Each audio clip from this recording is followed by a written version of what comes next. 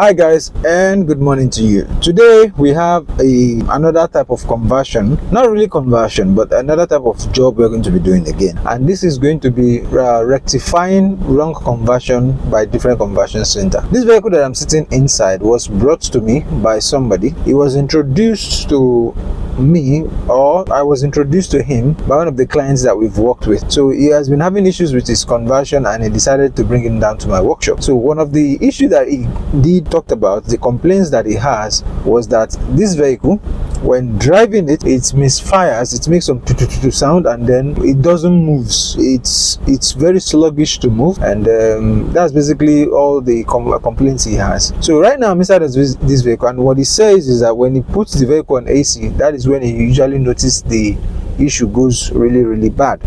So right now the vehicle is on, and let me wind down so that you can hear the sound of the engine. So if I raise the engine, we're already getting the issue. You can see the RPM is not stable. It's struggling. Even though my leg was on the throttle full time, the vehicle is struggling seriously to accelerate. Let me try one more time. It's still struggle. So when I turn on the air condition, let me turn on the air condition. Now the AC is on. The AC is on now. Though this vehicle's AC is not cooling very well. But let me just turn on the AC. And then when I raise it, it's even worse on the air condition. Now the truth is, honestly, I really know what is wrong with this vehicle. I kind of have an idea what is wrong with it. There are two things that I'm going to be working on it.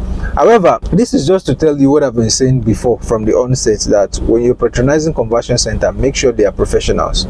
The vehicle conversion of this vehicle, there's been a lot of people converting Honda and they are all having issues, one form of issues or the other. Honda has been a headache in the heads of people. So what I'm going to be doing is, after we fix this, in fact, just to make this matter clear, there is another type of this Honda that is still in my workshop. They came for almost the same similar issue. That one is not even working at all.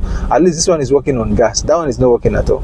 So what I'm going to be doing now is I'm going to take it for a test drive, observe the performance of the engine, and then come to conclusion, and then I'll tell the person, I'll give the quotation of the repair to the person so that I can fix it once and for all.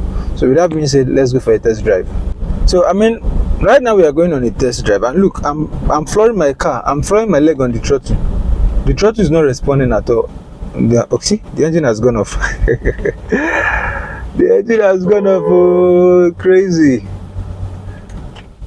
This is what happens when you give your vehicle to, I beg, just help me do them. I don't get money. Help me manage them. This is what happens. You tend to later spend an extra amount of money again. So right now I'm entering the main road. So what I'm going to be doing is, I want to see how it performs on the highway. Does it maintain constant speed, or the problem only happens when you are trying to accelerate initially? So here we go. Maintaining constant speed.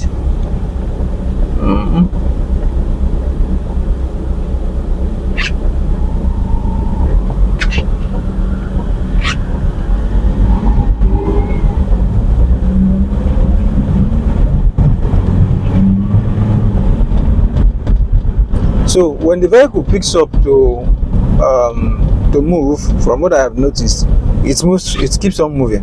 However, during the initial acceleration, like right now, to accelerate it now, it's struggling. I'm trying to accelerate it now, but the RPM is fluctuating. So when you slow down a bit, let me give you an example now. The car is moving now. It's moving, but when I slow down a bit, like now, when I slow down, I've slowed down a bit, and then I try to accelerate again.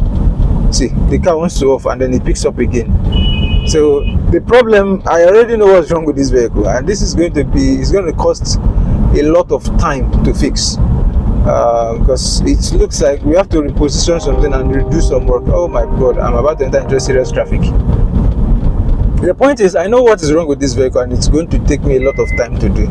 The truth is, over and over I've been receiving issues just as this one. This vehicle that you're seeing on the screen right now came in for a similar issue. It's also an Honda. Its own was even way worse than the one I will be working on right now in today's video. But I never made this video because I was so busy with a lot of repairs at the workshop. So this is why I said, whenever you want to convert, patronize only professional.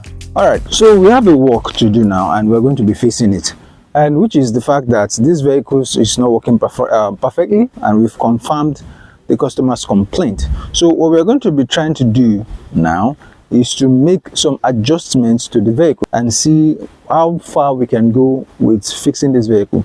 Now, just to give you an idea, we do have issues like this all the time. This one also was brought in. We did not convert it. As you can see, this is an AEB controller, and we do not use AEB controller. So we have vehicles just as this, always coming down to the workshop for one fix or the other. As of this, by this time yesterday, there were about 3 vehicles here that we fixed. So, and it was not us that converted it. So it has gotten to a point now that I think I'll start making videos about this and start creating an awareness. Before you convert your vehicle to CNG, make sure you patronize only professional. And this particular vehicle, this particular Lexus, the owner saw one of my video and then he was like, oh wow, I think you're right on what you said. Before you convert your vehicle, patronize only professional. So we're going to be working on it. We have a new person that is joining us. He's not yet a member, he's just learning, and you'll be the one handling the project. I'll just be showing him things is going to be doing. So with that being said, let's continue back on the Honda. So this is the plan I have. Now, the first thing we are looking at is this guy here. This is not supposed to be here because this is going to be getting way too cold, and CNG is very cold, so it's going to be freezing the reducer. And if the reducer is freezing, enough gas will not be moving into the engine. So I'm going to be starting work from the reducer, and I will move the position of the reducer to somewhere else. And then after I do that, the next thing I think I should be doing is readjusting the calibration files and everything. So with that being said, I'm going to first of all see, I don't know if I should just use it like this or create another way to, I don't know. I'm just going to come up with a solution, but I think it may eventually require me to lose this particular guy right here. So let's begin.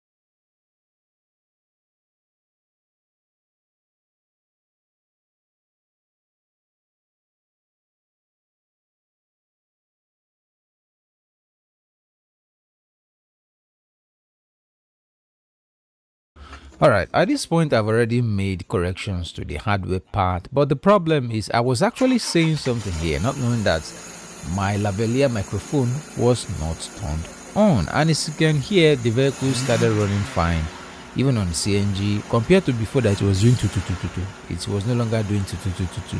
So I had to start doing a little bit of calibration to make sure the engine runs perfectly fine, and this took me a bit of a time, quite a bit of a time actually, than what I was initially expecting.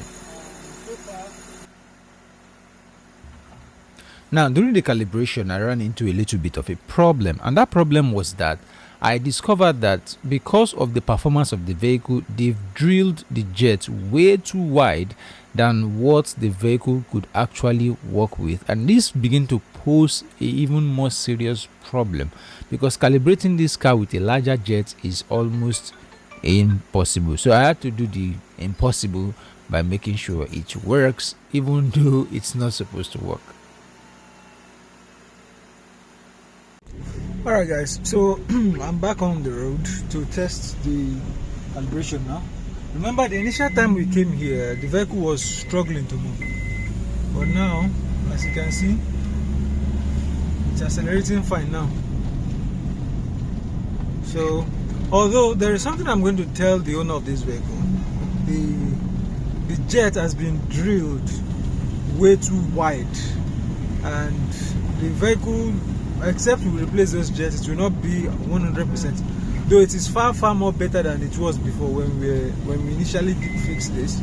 It's far better than it was before, and now the vehicle is moving well now. So now the problem is fixed, like 99% fixed. The only thing that is left is just, I will tell the owner wants us to do that because that will cost him a lot of money again. We can change the jet to another size, to the right size of the vehicle. But as you can see, I've also fixed this. This was not working before. I just fixed it as well. And now we are driving. So with that being said, this is going to be the end of the video.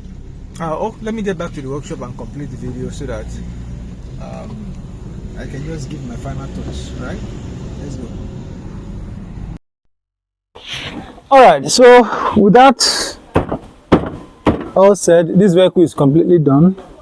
Though there are a few things that are left, like the owner has to change the plugs, and then also work on the jets, because the jets have been drilled too wide. I don't want to say anything about that, but the jet has been drilled too wide. So what he has to do is to replace the jet and replace the spark plug, and that should basically cover everything. So with that being said, this is going to be the end of the video. Remember, once again, before you convert your vehicle to CNG, make sure, I've always said this, I've always been saying this, if not, you have your vehicle will reach my workshop and I will charge you. With that being said, see you guys later. Peace.